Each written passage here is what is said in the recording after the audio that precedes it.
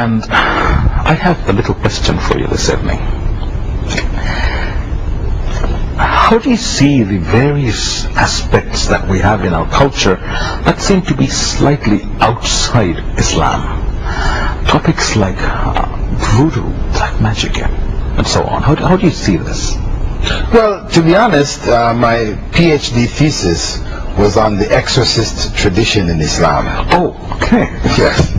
So, I had to look into this in quite some depth, issues of voodoo type practices, magic, and fortune telling, and possession, and this whole field, and this is an area which troubles people throughout the world.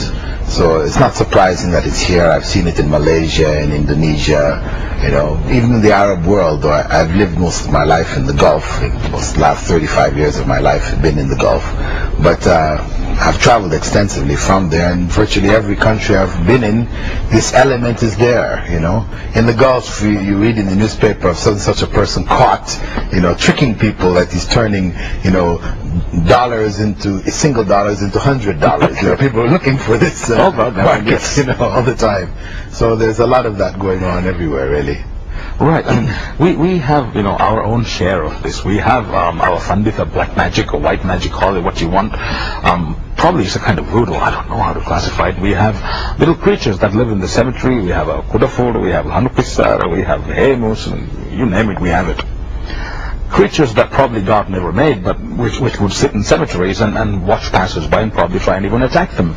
We have something called Baridur, the Honorable Gunmaster, who seems to be almost omnipresent. You throw a liquid in the night, hits him in the face, he'll probably come back and, visit on you all sorts of sicknesses and stuff. How do you deal with this? Obviously this is something outside Islam.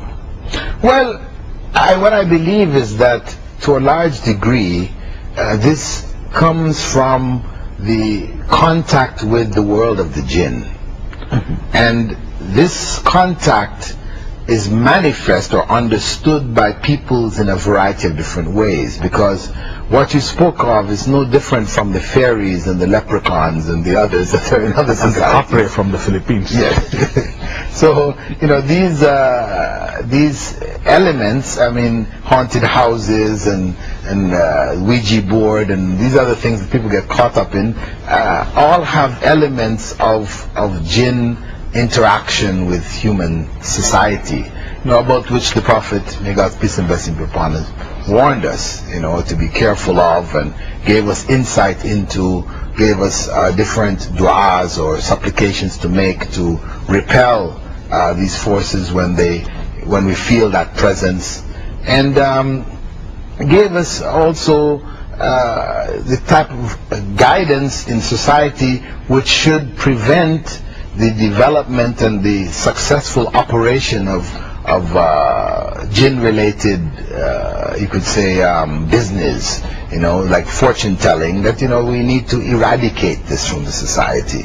It shouldn't be there anywhere, because once you're involved in that, you're opening doors.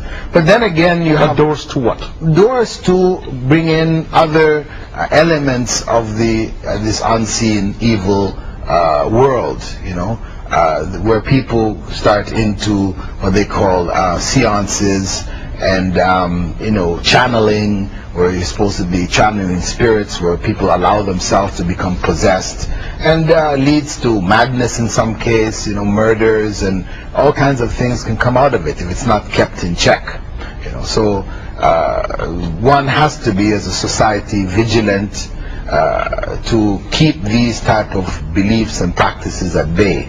And again, we go back to the education system, that from the earliest stages, the children should be made to know clearly that these things are evil or fake, or not to be caught up in them, not to accept them, that what Islamic teachings concerning the unseen world are, so they know clearly.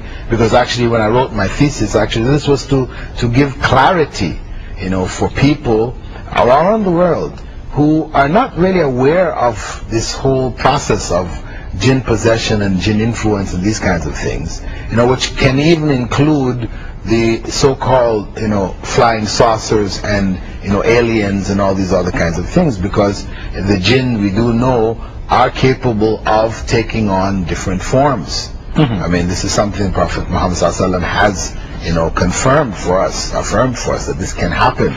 So, if what you need, what is necessary to draw you away from true belief in God is a belief in aliens and life on other planets and all these other kinds of things, well, then they're there to provide it for you. They can provide the evidence. You feel that the alien should have a green head, with these kind of eyes or whatever.